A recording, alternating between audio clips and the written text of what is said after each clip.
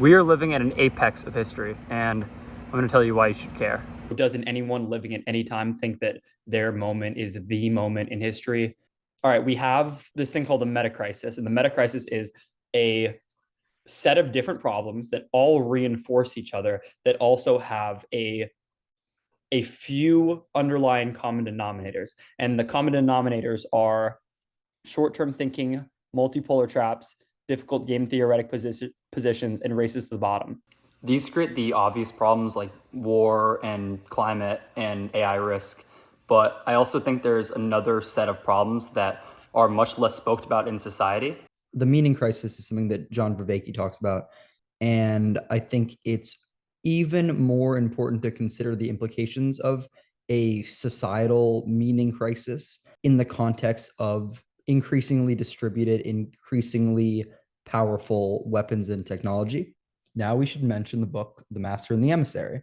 Master and the Emissary is a book about the brain. It talks about the two different hemispheres of the brain, how one is used for specific things, grasping, going there, and the other is more big picture, not so much talking about ideas but understanding like more of like the lay of the land. So we have the master, which is supposed to be the wise part of ourselves, and we have the emissary, which is the younger version of ourselves. It is the part that goes out in the world and thinks it knows everything and raises their hand, and which is great, but it's not thoughtful.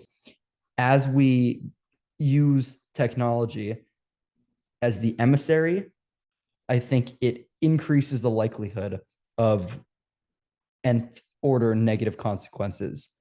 We look at every society that has ever existed, from the Romans to the Egyptians to the Aztecs. They're all dead.